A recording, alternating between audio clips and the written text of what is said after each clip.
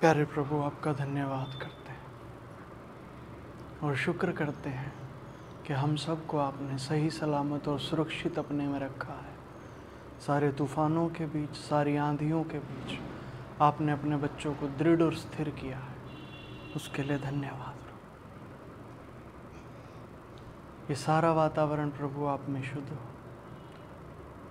और पवित्र आत्मा जी कृपया आप आए, हृदय को, प्राण को, आत्मा को और बुद्धि को छू लें प्रभु, ताकि ये तेरी हो जाए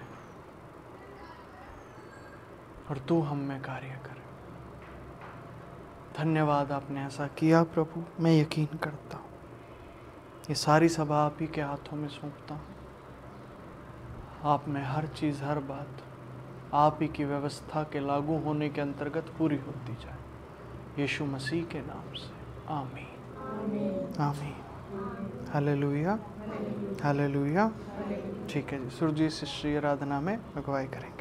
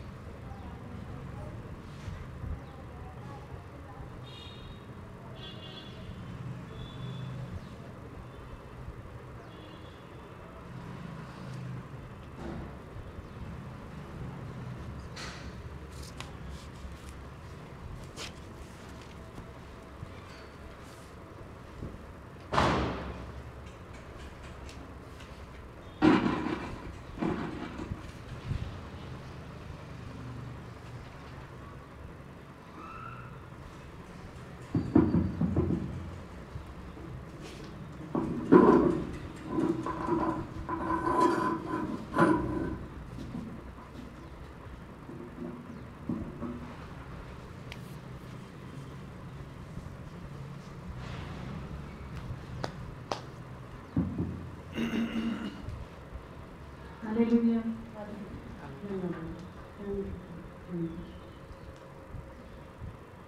आराधना हो तेरी, आराधना हो तेरी, यीशु जी आराधना हो तेरी, आराधना हो तेरी, पूरे दिल से मेरे हो लफ्ज़ों से, मेरे होठों से, मेरे जीवन से हो आराधना हो तेरी, आराधना हो तेरी, यीशु जी आराधना हो तेरी, आराधना हो तेरी। Hallelujah hallelujah hallelujah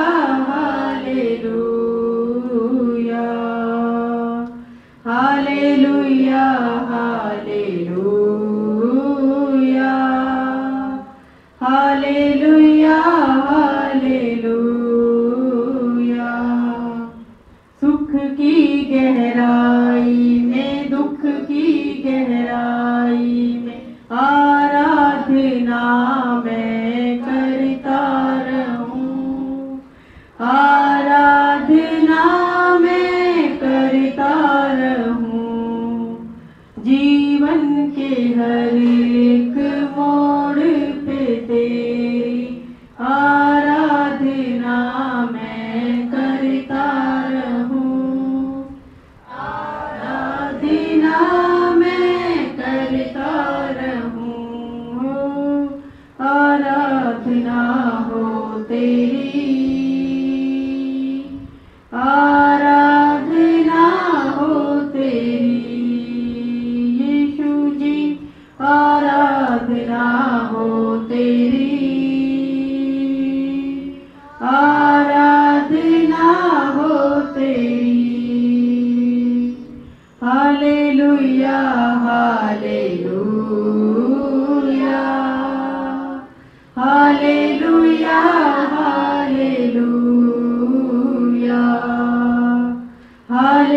hallelujah hallelujah hallelujah hallelujah. सीने से तेरे लिपटा रहूं मैं, तुझ में ही डूबा डूबा रहूं, तुझ में ही डूबा रहूं यीशु जी मैं, कदमों में तेरे बैठा रहूं मैं, राह तेरी मैं देखा करूं, राह तेरी मैं देखा करूं। आराधना हो तेरी, आराधना हो तेरी यीशु जी, आराधना हो तेरी, आराधना हो तेरी। पूरे दिल से मेरे लफ्जों से मेरे होठों से मेरे जीवन से हो आराधना हो तेरी, आराधना हो तेरी, आराधना हो तेरी, आराधना हो तेरी। Hallelujah hallelujah hallelujah hallelujah hallelujah hallelujah hallelujah hallelujah hallelujah hallelujah hallelujah hallelujah.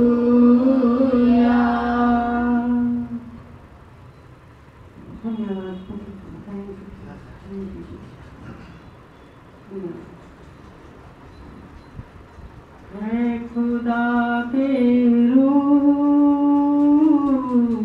छू हमें तू छू, है खुदा के रूह,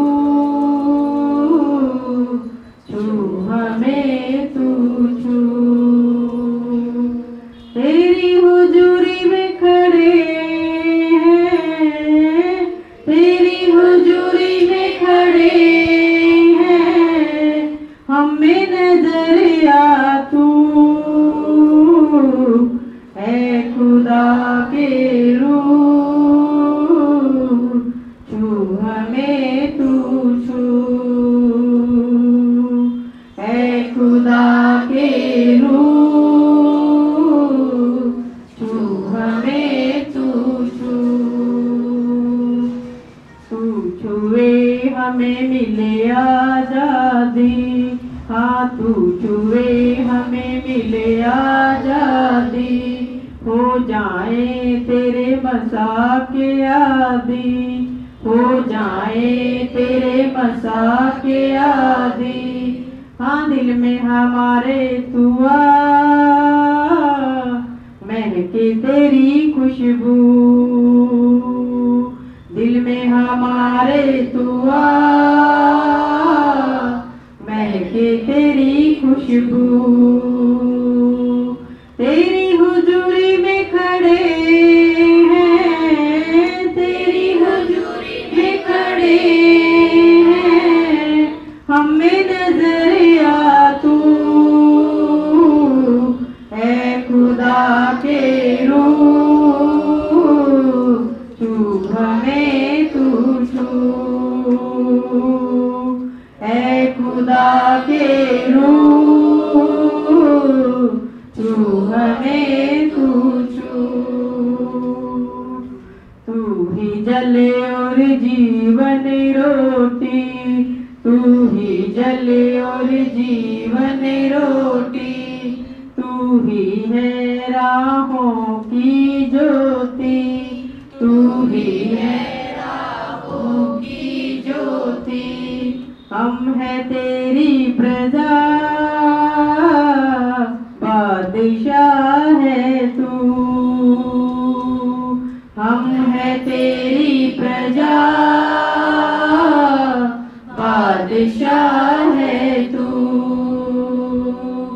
तेरी हुजूरी में खड़े हैं, तेरी हुजूरी में खड़े हैं, हमें नजर आ तू, ऐ खुदा के रूह, छू हमें तू छू, ऐ खुदा के रूह, छू हमें तू छू। रूह की बारिश अब तू कर दे, रूह की बारिश अब तू कर दे, अपने फलों से मुझको तू भर दे, अपने फलों से मुझको भर दे, गाँव में तेरी सना, तू है मेरा रहबर, गाँव में तेरी सना, तू है मेरा रहबर, तेरी हुजूरी में खड़े हैं, तेरी हुजूरी में खड़े हैं, हमें नजर आ तू, ऐ खुदा के रूह, छू हमें तू छू, ऐ खुदा के रूह, छू हमें तू छू, छू हमें तू छू, छू हमें तू छू, छू हमें तू छू। धन्यवाद, थैंक यू जीसस। हमारी आराधना स्तुति को स्वीकार कर, यीशु नाम, आमीन आमीन। Hallelujah hallelujah hallelujah hallelujah hallelujah hallelujah hallelujah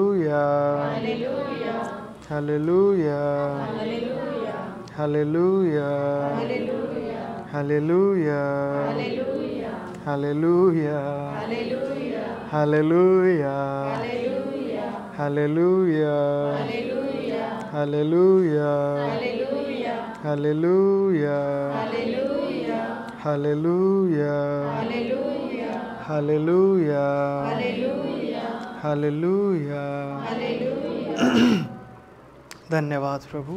एक और भजन से हम गाएंगे और उसके बाद आराधना के सेशन को पूरा करेंगे।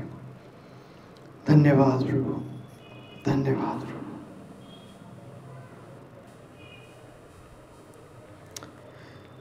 मेरा जीवन इतना अच्छा तो नहीं है, मेरा जीवन इतना अच्छा तो नहीं है, मेरा दिल इतना सच्चा तो नहीं है, तुझसे नाता भी कोई पक्का तो नहीं है, मैं जैसा भी हूँ मुझको कबूल कर ले, मैं जैसा भी हूँ मुझको कबूल कर ले, मैं जैसा भी हूँ मुझको कबूल कर ले, मैं जैसा भी हूँ मुझको कबूल कर ले।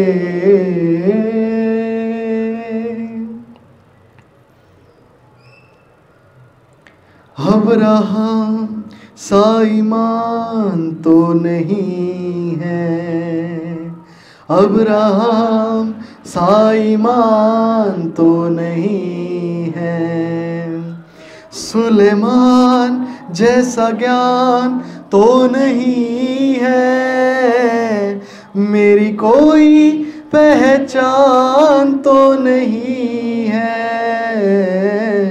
मैं जैसा भी हूँ मुझको कबूल कर ले मैं जैसा भी हूँ मुझको, कबूल कर ले मैं जैसा भी हूँ मुझको, कबूल कर ले मैं जैसा भी हूँ मुझको, कबूल कर ले।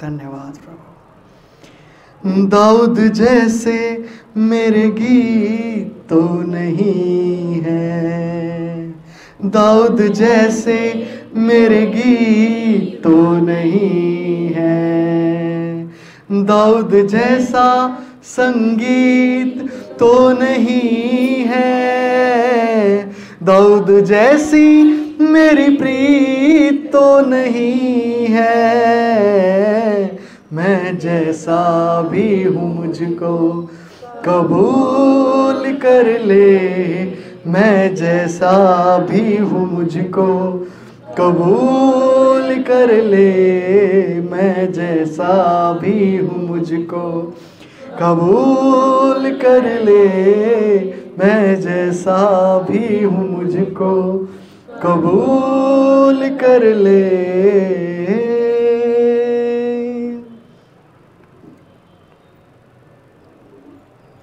तेरे रूह से अभी भरा तो नहीं हूँ, तेरे रूह से अभी भरा तो नहीं हूँ, अयूब जैसा इतना खरा तो नहीं हूँ, पौलुस जैसा अभी मरा तो नहीं हूँ, मैं जैसा भी हूँ मुझको कबूल कर ले, मैं जैसा भी हूँ मुझको कबूल कर ले, मैं जैसा भी हूँ मुझको कबूल कर ले, मैं जैसा भी हूँ मुझको कबूल कर ले।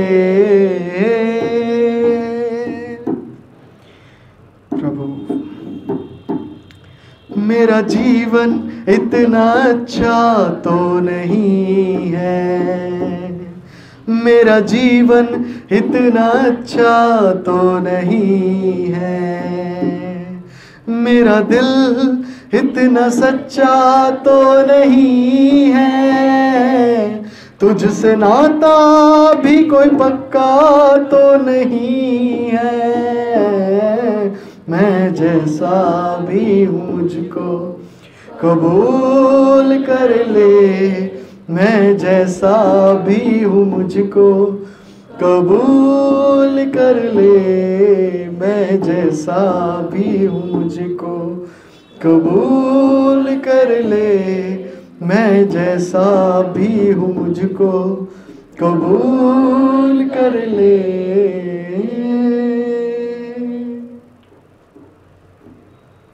प्यारे प्रभु आपका धन्यवाद। आपके वचन में लिखा है कि जब कभी तू प्रार्थना करने के लिए खड़ा हो और तेरे मन में किसी के लिए विरोध हो तो जाकर पहले उससे सुलह कर,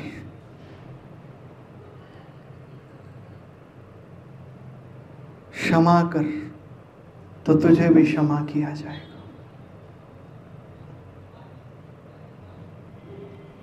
प्यारे प्रभु आज हम आपके समीप आते हैं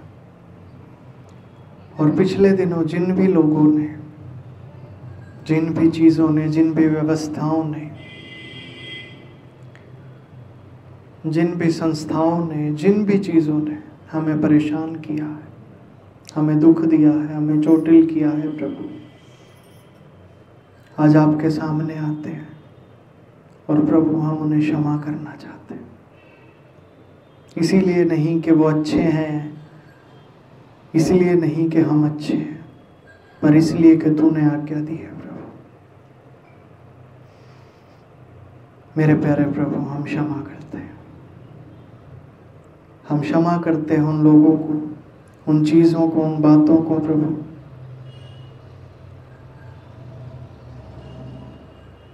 जिन्होंने हमारा बुरा किया, हमारे लिए बुरा सोचा, बुरा चाहा, और अब भी प्रभु वो ऐसे ही है, पर हम उन्हें क्षमा करते हैं। हर एक जन अपने हृदय में प्रभु की आज्ञा को मानते हुए अपने अपराधियों को क्षमा करते हैं, ताकि ईश्वर की ओर से आपको भी क्षमा किया जाए और आपको इन सब व्यवस्थाओं से छुड़ा लिया जाए। प्यारे प्रभु, हम क्षमा करते हैं। मैं क्षमा करता हूँ प्रभु मेरे अपराधियों के लिए, चाहे वो मेरे अपने थे या बाहर वाले, मैं उन्हें क्षमा करता हूँ। मैं तेरे समीप उन्हें क्षमा करता हूँ, तू भी मुझे क्षमा कर प्रभु। मैं यकीन करता हूँ तूने मुझे क्षमा किया और यहाँ उपस्थित हर एक भाई और बहन को भी क्षमा किया। धन्यवाद प्रभु, धन्यवाद। यीशु मसीह के नाम से अब आपका कार्य और आपका राज्य हम में बढ़ता जाए प्रभु, और आप ही की व्यवस्था प्रबल हो, यीशु नाम में, आमीन। Hallelujah, hallelujah. जय मसीह की। ठीक है जी, बैठेंगे।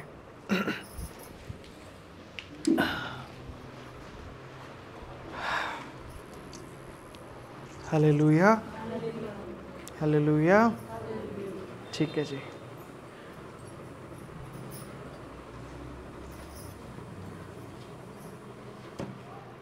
Hallelujah, hallelujah, hallelujah, hallelujah, hallelujah, hallelujah, hallelujah.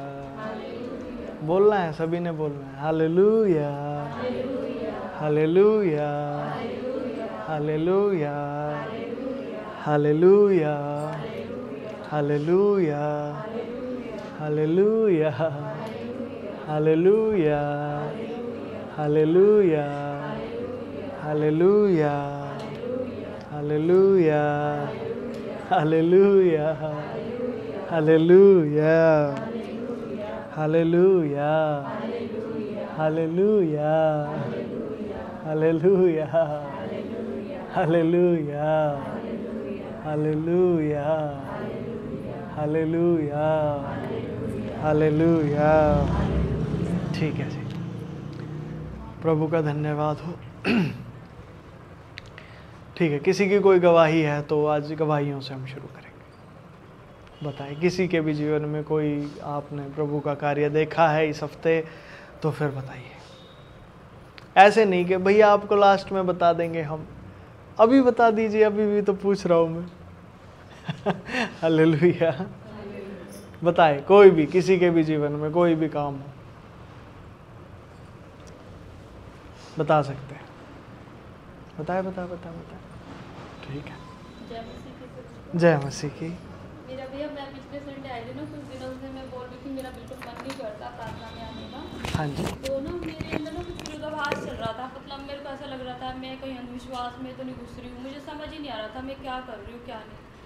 तो उस दिन ना मैंने कहा रात के टाइम ना मैंने ऐसे ही सोचा, मैंने कहा रात के टाइम नहीं, जब मैं प्रार्थना में आई थी उसी टाइम मैंने सोचा जी। कि एक मेरे गेस्ट थे, मैं उनसे बात कर रही थी बराबर, तो वो लगातार ना कहती आज आ रही हूँ, कल आ रही हूँ।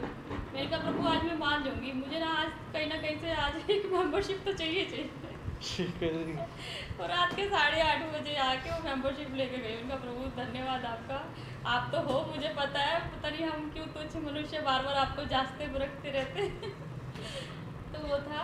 और आज प्रार्थना में प्रभु ने जो क्षमा वाली भावना बोली ना, जिसके प्रति मेरा इतना ज़्यादा विरोध बढ़ा हुआ था, मेरा अंदर उनके प्रति बड़ा प्यार उमड़ रहा था, तो मैं उसके लिए प्रभु का बड़ा धन्यवाद करती हूँ।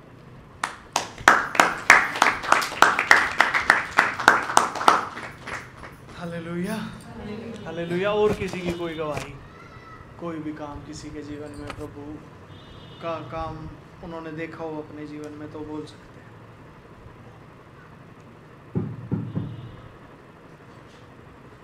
कोई भी है, कोई गवाही किसी के पास? बताएं, बताएं, बताएं, बताएं। बड़ों में से, बच्चों में से, जो भी है, जैसी भी है, छोटी बड़ी कुछ भी, जो भी गवाही है आप दीजिए। है सिस्टर कोई गवाही? अच्छा, ऊंची आवाज में बोलेंगे? ठीक है, बैठे रहिए, माइक दे देते हैं आपको, माइक में बोलना, माइक दे दो सिस्टर। हाँ बोलो। मैं पिछले 1 महीने से यहाँ पे आ नहीं पाती। ठीक है जी। तो मैंने ना कल ही मन बनाया कि मैं जाऊंगी जरूर संडे को। तो मेरे सर में दर्द हो गया सवेरे के टाइम बहुत ज़्यादा।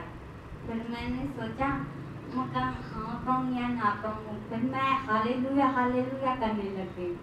फिर थोड़ी देर बाद अपने आप ठीक हो गया। मेरे शरीर में शक्ति कम थी आने के लिए, वो भी तैयार हो गई, और जो रास्ते बंद थे वो भी खुल गए। माइक दे दो। और किसी की कोई गवाही है तो बताइए। है और किसी के पास? है सिस्टर? अच्छा, किसी के पास और कोई गवाही है तो बोल सकते हैं। Hallelujah hallelujah. है कोई गवाही? आशीष नहीं है? अच्छा, और किसी के पास? अरे देखो, ये तो काम है हमारा, प्रभु को देखना। बताइए किसके जीवन में क्या कुछ और कहाँ देखा उन्होंने प्रभु को। असल में गवाही का मकसद यही है कि आपने प्रभु को कहाँ देखा अपनी जिंदगी।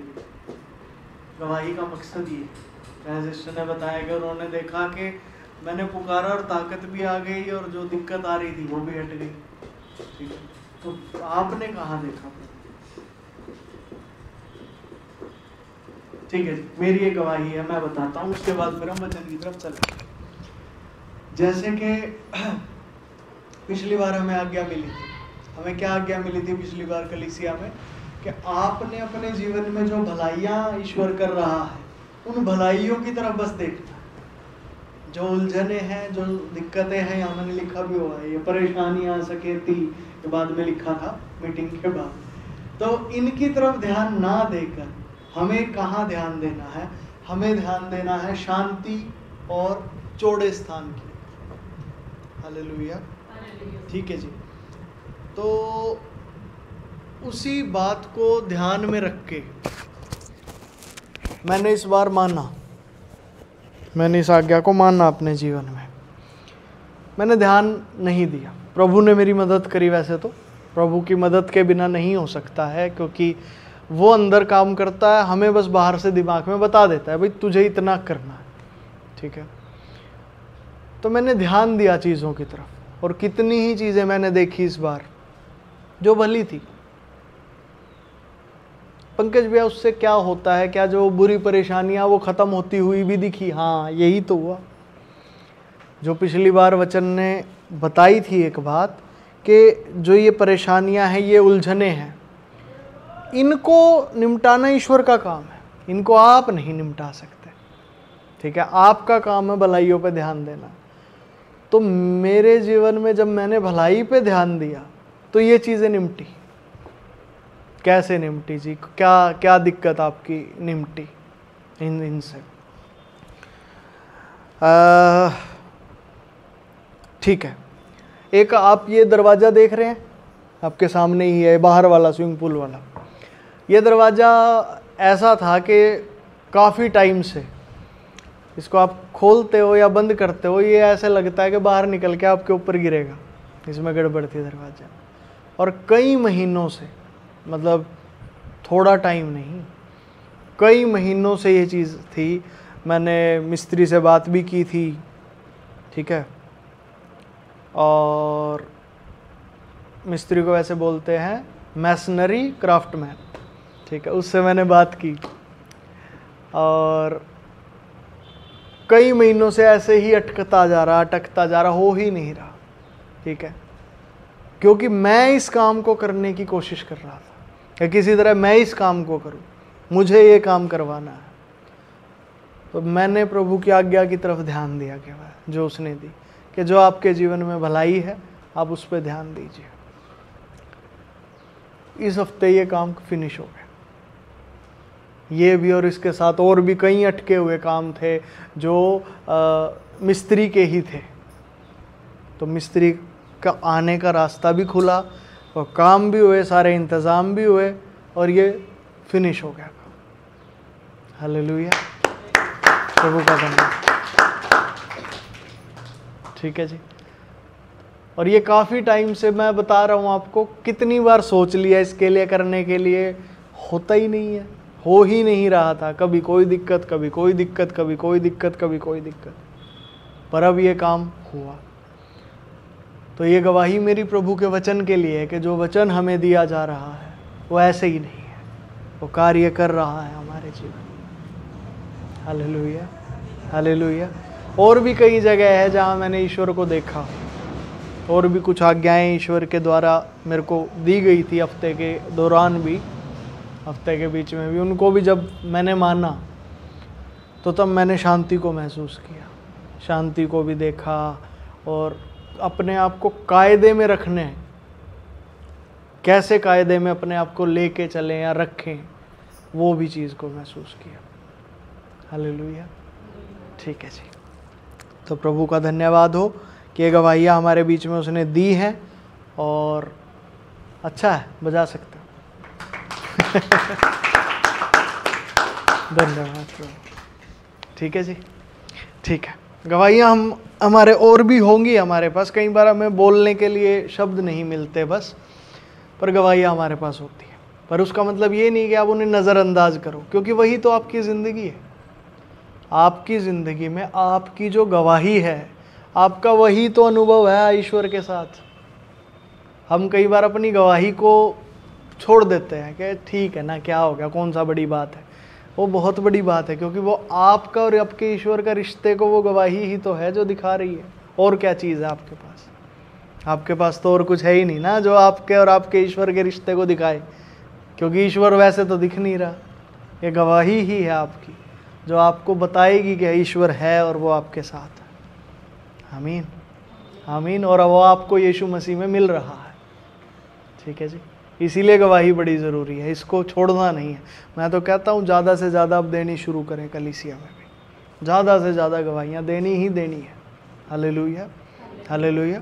और सिर्फ कलीसिया में ही क्या, आपके आसपास बैठने वालों के साथ भी अपने आप ही वो बहने लग जाएगा फिर। आमीन। जब वो बहेगा तो फिर बहेगा। अब नदी बहती है तो फिर वो बहती है, फिर वो ये नहीं करती कि उसके रास्ते में 2 पत्थर आए तो 2 को ही गीला करना। वो तो जितने आएंगे सबको भिगोती जाएगी, सारी बंजर ज़मीन को तर कर देगी वो। हालेलुया। ठीक है, तो वैसे ही बहने दीजिए अपने अंदर से। ठीक है जी, वचन की तरफ आते हैं। पिछले वचन में किसी का कोई सवाल है तो पूछ सकते हैं, फिर सवाल से ही हम शुरू करेंगे, अन्यथा फिर आगे बढ़ेंगे अपने अध्ययन में।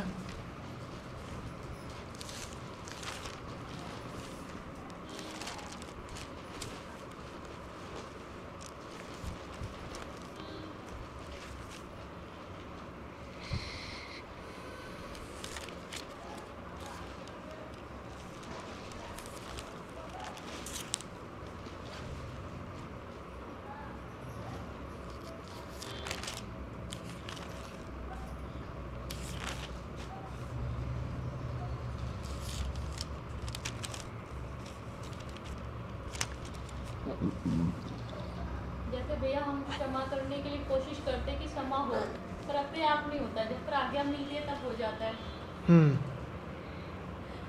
क्या बात है शशि, ये भी बात आपने सही उठाई अभी। क्षमा करने के लिए बिल्कुल सही है। ये क्या बात थी, आज हमने एक नई बात करी है, क्योंकि पिछले दिनों हमने क्षमा वाली चीज़ को ना थोड़ा सा साइड में रख दिया था। ऐसा ही हुआ था ना पिछले दिनों, क्योंकि हमें एक बात समझाई गई थी। और वो क्या थी बात? वो बात ये हमें समझाई गई थी कि भाई अगर आप क्षमा करते हैं किसी को, तो क्षमा करने का मतलब होता है जो नुकसान उसने किया है उसकी भरपाई आप कर सको। अगर आप किसी नुकसान की भरपाई नहीं कर सकते, आप किसी को क्षमा नहीं कर सकते। यही कायदा आया था ना पिछली बार हमारे सामने। मान लो आप कह तो देते हो हाँ जी चलो क्षमा किया, पर जो नुकसान आपका हुआ है, क्या आप उस नुकसान की भरपाई कर पाए हैं? अगर आप उस नुकसान की भरपाई करने के योग्य नहीं, आप क्षमा भी नहीं कर सकते। ये कायदा हमारे सामने आया था। इस कायदे के आने के बाद हमने क्षमा करना बंद कर दिया था कि क्षमा अब नहीं करना, ठीक है जी। पर आज वचन में कुछ ऐसा हुआ कि प्रभु ने ही आज्ञा दी कि क्षमा करना है, क्षमा करो, ठीक है जी। ये क्या हुआ पंकज भाई, ये क्या बात है? सिस्टर ने इस बात को शुरू किया है तो इसे थोड़ा सा देख लेते हैं, जितना प्रभु प्रकाश दे इस बात में।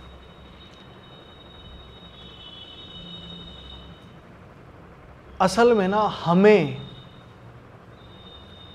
भरपाई करनी ही नहीं है। तो पंकज भैया क्षमा का तो कायदा होता है, ये बिल्कुल कायदा गलत नहीं है, कायदा सही है कि अगर क्षमा है तो भरपाई करो पहले, तब तो क्षमा के बारे में कुछ सोचा जाए कि आपने नुकसान कर दिया किसी का, ठीक है जी। पर बिना भरपाई कैसे? असल मायने में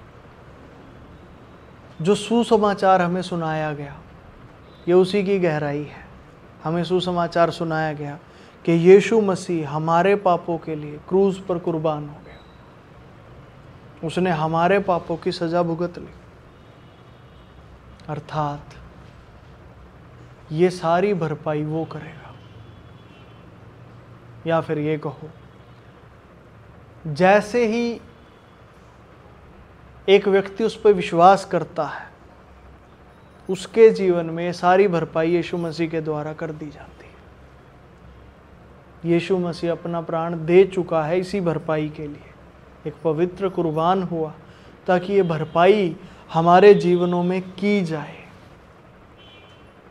हालेलुया, हालेलुया, ठीक है जी।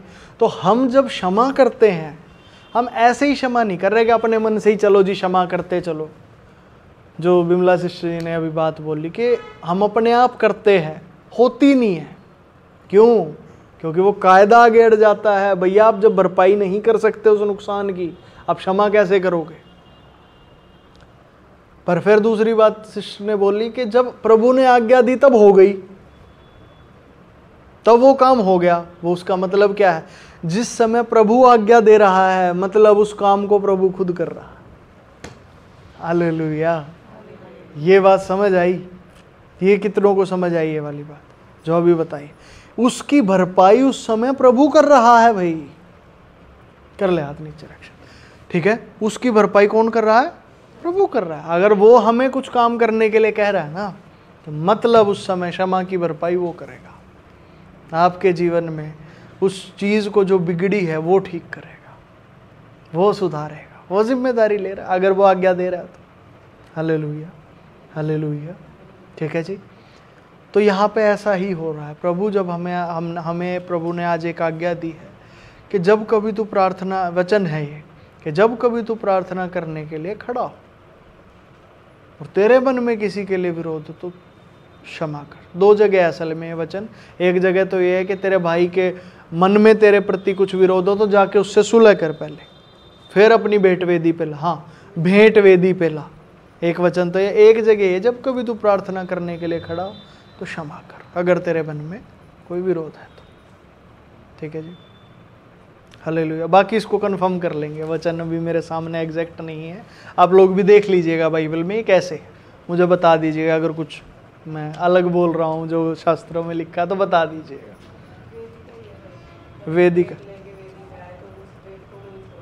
हाँ, भाई से पहले सुलह कर ले फिर उस भेंट को लेकर। हाँ, एक तो यही सिस्टम, एक जगह और है यही आज्ञा, मतलब जैसे कुछ बातें लिखी हुई ना, मती, मरकुस, लूका और यूहन्ना, ये 4 सुसमाचार वाली किताबें हैं, इनमें कुछ बातें रिपीटेटिव हैं, ठीक है। तो हो सकता है किसी और किताब में कुछ और लिखा है, क्षमा के लिए भी लिखा हुआ है ऐसे, ठीक है जी।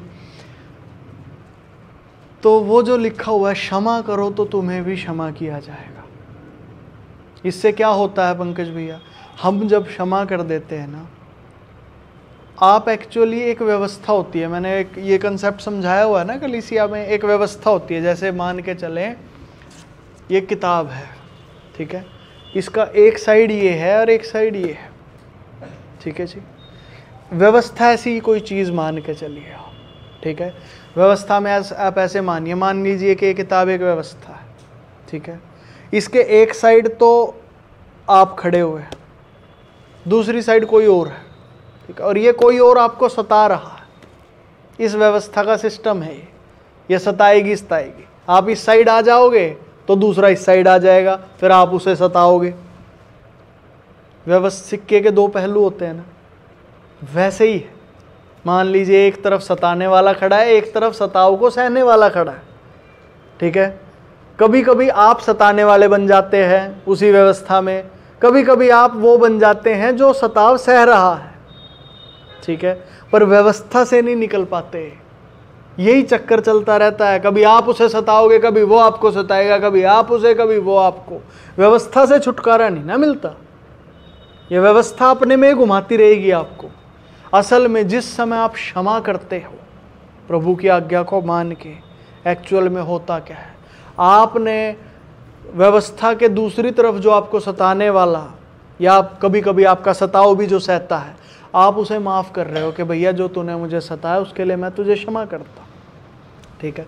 मतलब आप उसके साथ अपना जो भी इस व्यवस्था में संबंध है वो तोड़ रहे हो। इस व्यवस्था में, सताने वाली व्यवस्था में आपने उसके साथ ये सताने वाली व्यवस्था में संबंध तोड़ दिया। अब प्रभु क्या करेगा? प्रभु आपको क्षमा कर देगा। मतलब प्रभु ने ही आपको इन व्यवस्थाओं में डाला हुआ है, वो आपको इन व्यवस्थाओं से निकाल देगा। ये बहुत गंभीर है। Hallelujah, hallelujah. जब प्रभु ने डाला हुआ है तो वैसे ही निकाल दे जी, ऐसे कुछ नहीं होता। यहाँ पे हर चीज़ कायदे से चलती है, बिना कायदे कुछ नहीं होता, बिना कायदे कुछ नहीं होता। जैसे मैं यहाँ पे जितना मर्जी वचन सुना लूँ, अगर आपकी तरफ से प्रॉपर भेंट, दशमांश, दान, जो जो आपकी तरफ से बलि वस्तुओं में शामिल, सिखाने वाले को शामिल करना, ये कायदे नहीं ना माने जाएंगे, आपको आशीष नहीं मिलने की उन वचनों से। चाहे मैं कितना भी यहाँ पे सुना लूँ, कितना भी गहरा वचन दे लूँ, और जब आप उस चीज़ को, कायदे को समझ के उस काम को कर देते हो, देखो फिर आशीषें कैसे मिलती। हालेलुया। तो बिना कायदे के यहाँ कुछ नहीं होता। जैसे और दूसरा उदाहरण पंकज भैया, यीशु मसीह ने पूरी सृष्टि के लिए, पूरी मानव जाति के लिए जान दे दी ना क्रूस पे, वो तो दे चुका है, फिर भी देखो पापों से छुटकारा नहीं मिलता हमें। क्यों? कायदा है। जब तक विश्वास नहीं करोगे सुसमाचार पे, नहीं हो सकता। ये बात समझ आई? सजा उसने सबके लिए भुगत ली, चाहे वो आप हैं, मैं हूं, बाहर के जो लोग हैं वो भी, उनके लिए भी सजा भुगत चुका है यीशु मसीह। पर कायदा क्या है? जब कोई सुसमाचार पर विश्वास करता है, यीशु मसीह पर विश्वास करता है, उसके जीवन में पापों की क्षमा के द्वार खुलते हैं। वो उद्धार को पा सकता है जो विश्वास करेगा, उसके पाप क्षमा होंगे। पाप क्षमा होना क्या होता है जी? इन व्यवस्थाओं से छूटना, यही पाप क्षमा होना। अभी के लिए यही समझे। जो इस तरह की व्यवस्थाएं हैं ना, सांसारिक व्यवस्थाएं, इनसे छूटना पाप क्षमा होना है। फिलहाल ये समझिए।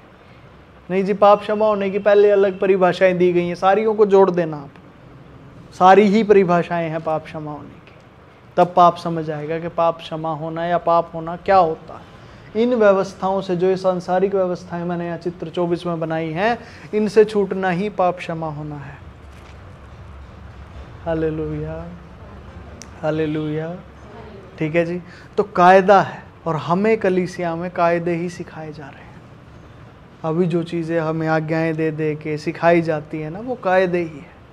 Hallelujah, hallelujah. पंकज भैया, हमें यहाँ भली चीज़ों पे ध्यान देना सिखाया जा रहा है, क्या ये भी कोई कायदा है? असल में आप ऐसे समझिए कि कायदा मानने के लिए भी एक तैयारी चाहिए। जैसे मैं अक्सर फ़ौज का उदाहरण देता हूँ।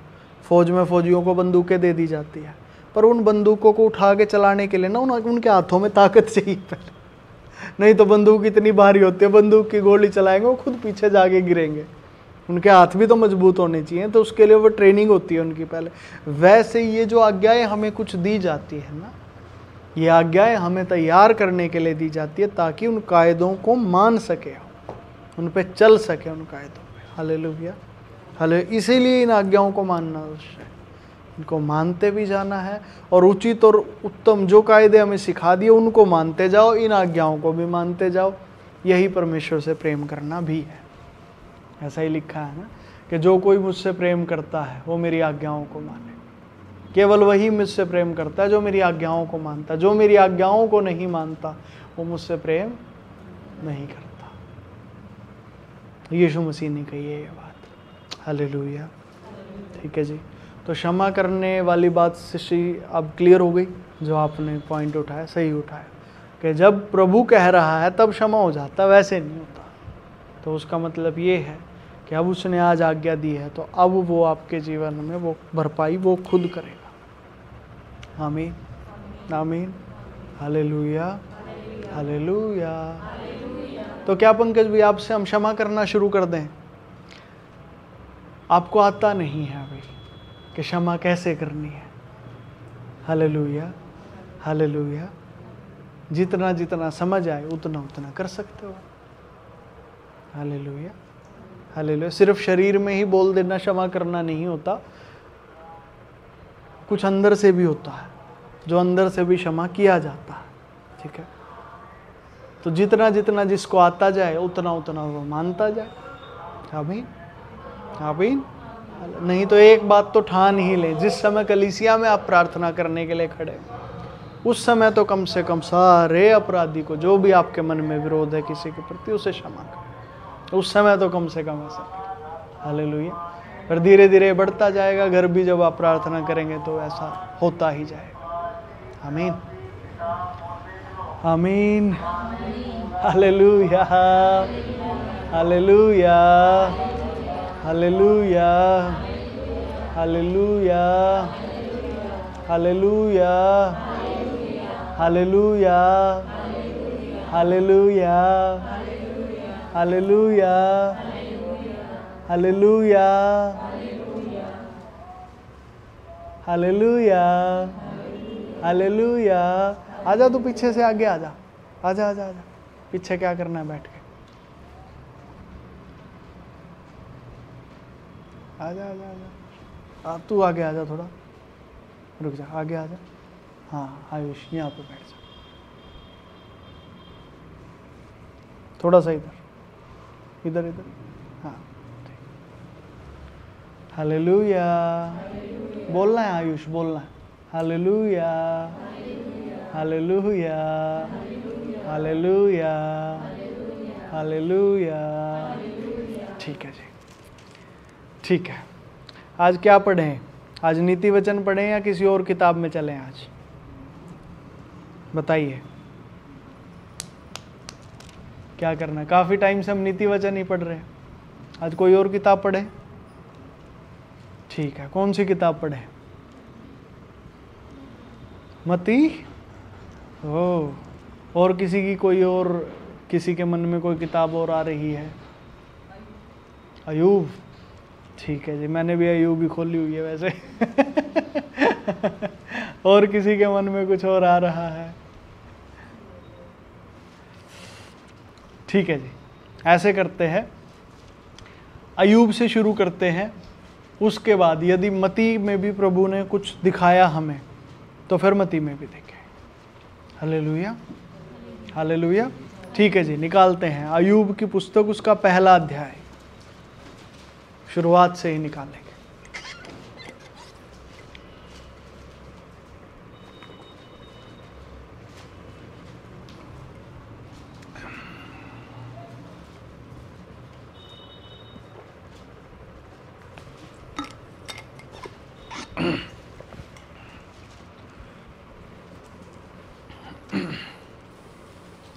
निकल गया?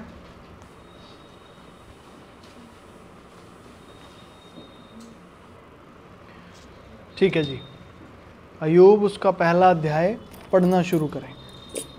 ऊंची आवाज में कोई भी एक जन पढ़ दे। ऊज देश में अयूब नामक एक पुरुष था। वह खरा और सीधा था और परमेश्वर का भय मानता और बुराई से दूर रहता था। उसके 7 बेटे और 3 बेटियां उत्पन्न हुई। उसके 7,000 भेड़ बकरियां, 3,000 ऊँट, 500 जोड़ी बैल और 500 गदहिया और बहुत से दास दासियां थी, वरना उसके पास इतनी संपत्ति थी कि पूर्वी देशों के लोगों में वह सबसे बड़ा था। उसके बेटे बारी बारी से एक दूसरे के घर में खाने पीने को जाया करते थे और अपनी तीनों बहनों को अपने संग खाने पीने के लिए बुलवा भेजते थे। जब जब भोज के दिन पूरे हो जाते तब तब अयूब उन्हें बुलवाकर पवित्र करता और बड़े भोर को उठकर उनकी गिनती के अनुसार होम बलि चढ़ाता था, क्योंकि अयूब सोचता था कदाचित मेरे लड़कों ने पाप करके परमेश्वर को छोड़ दिया हो। इसी रीति अयूब सदैव किया करता था। एक दिन यहोवा परमेश्वर के पुत्र उसके सामने उपस्थित हुए और उनके बीच शैतान भी आया। यहोवा ने शैतान से पूछा, तू कहाँ से आता है? शैतान ने यहोवा को उत्तर दिया, पृथ्वी पर इधर उधर घूमते फिरते और डोलते डालते आया हूँ। यहोवा ने शैतान से पूछा, क्या तूने मेरे दास अयूब पर ध्यान दिया है? क्योंकि उसके तुल्य खरा और सीधा और भय मानने वाला और बुराई से दूर रहने वाला मनुष्य और कोई नहीं है। शैतान ने यहोवा को उत्तर दिया, क्या अयूब परमेश्वर का भय बिना लाभ के मानता है? क्या तूने उसकी और उसके घर की और जो कुछ उसका है उसके चारों ओर बाड़ा नहीं बांधा? तूने तो उसके काम पर आशीष दी है और उसकी संपत्ति देश भर में फैल गई है, परंतु अब अपना हाथ बढ़ाकर जो कुछ उसका है उसे छू, तब वह तेरे मुंह पर तेरी निंदा करेगा। यहोवा ने शैतान से कहा, सुन, जो कुछ उसका है वह सब तेरे हाथ में है, केवल उसके शरीर पर हाथ न लगाना। तब शैतान यहोवा के सामने से चला गया। अयूब के बच्चों और संपत्ति का नाश। एक दिन अयूब के बेटे बेटियां बड़े भाई के घर में खा रहे और दाख मधु पी रहे थे। तब एक दूत अयूब के पास आकर कहने लगा, हम तो बैलों से हल जोत रहे थे और गदहिया उसके पास चल रही थी कि शबा के लोग धावा करके उनको ले गए और तलवार से तेरे सेवकों को मार डाला, और मैं ही अकेला बचकर तुझे समाचार देने को आया हूँ। वह अभी यह कह ही रहा था कि दूसरा भी आकर कहने लगा, परमेश्वर की आग आकाश से गिरी और उससे भेड़ बकरियां और सेवक जलकर भस्म हो गए, और मैं ही अकेला बचकर तुझे समाचार देने को आया हूँ। वह अभी यह कह ही रहा था कि एक और भी आकर कहने लगा, कसदी लोग 3 दल बांधकर ऊँटों पर धावा करके उन्हें ले गए और तलवार से तेरे सेवकों को मार डाला, और मैं ही अकेला बचकर तुझे समाचार देने को आया हूँ। वह भी ये कह रहा था कि एक और भी आकर कहने लगा, तेरे बेटे बेटियां बड़े भाई के घर में खाते और दाख मधु पीते थे कि जंगल की ओर से बड़ी प्रचंड वायु चली और घर के चारों कोनों को ऐसा झोंका मारा कि वह जवानों पर गिर पड़ा और वे मर गए, और मैं ही अकेला बचकर तुझे समाचार देने को आया हूँ। तब अयूब उठा और बागा फाड़ सिर मुड़ाकर भूमि पर गिरा और दंडवत करके कहा, मैं अपनी माँ के पेट से नंगा निकला और वहीं नंगा लौट जाऊंगा। यहोवा ने दिया और यहोवा ने ही लिया, यहोवा का नाम धन्य है। इन सब बातों में भी अयूब ने न तो पाप किया और न परमेश्वर पर मूर्खता से दोष लगाया। Hallelujah, hallelujah, hallelujah. ठीक है, एक प्रेयर कर लेते हैं। प्यारे प्रभु, आपका धन्यवाद हो, आपके वचनों के द्वारा आज हम सब आशीषित हो, यीशु मसीह के नाम से, आमीन, आमीन, हालेलुया। ठीक है जी, देखा आपने ये सब क्या हो रहा है अयूब के साथ। ठीक है, कितनी उसके पास संपत्ति दिखाई है, 5-5 हजार। देखिए कितने शुरू में लिखा 2 वचन में, 7,000 भेड़ बकरियां, 3,000 ऊँट। ये काफ़ी महंगी बातें हैं। ठीक है, 500 जोड़ी बैल। यहाँ एक बैल की कीमत कितनी होती है हमारे यहाँ पे? कुछ अंदाज़ा हो किसी को? बैल की, भैंस की, क्या की? 1 लाख से ऊपर गई। बैल का भी कुछ 40-50 हज़ार का तो है बैल भी। ठीक है जी, अब आप ये सोचिए कि कितने हैं, 500 जोड़ी हैं, और मतलब आज के रेट के हिसाब से 1 लाख ही मान लीजिए, 500 लाख, यही बनी ना, 500 लाख तो काफ़ी महंगा। Hallelujah, hallelujah. और कितना है, 500 गधियाँ, बहुत से दास और दासियाँ। यहाँ पे तो आज किसी को एक नौकर घर पे रखना हो वही बड़ी मुसीबत की बात हो जाती है। एक नौकर ही संभलता नहीं किसी से, ठीक है, बहुत से। वरन उसके पास इतनी संपत्ति थी कि पूर्वी देश के लोगों में वह सबसे बड़ा था, सबसे बड़ा। पूर्वी देश, ईस्टर्न कंट्रीज, ठीक है जी, यही होगा ना, पूर्व। तो सबसे बड़ा वो था, इतनी धन संपत्ति और इतना कुछ उसके पास। हालेलुया। पंकज भैया, हमारे जीवन में इससे क्या संबंध है, हमारे जीवन में इन सब बातों का? सबसे पहले एक संबंध जो अक्सर हमारा बन जाता है वो क्या है? जब भी हम बाइबल पढ़ते हैं तो बाइबल में हम कोई भी कैरेक्टर पढ़ते हैं, कोई भी, चाहे वो अयूब हो गया, फिर पतरस हो गया, फिर पौलुस हो गया, अब्राहम हो गया, कितने लोग हैं, कितने कैरेक्टर हैं बाइबल में। हम हर किसी कैरेक्टर को अपने साथ जोड़ लेते हैं। हमारी सबसे बड़ी गलती है। क्या सच में?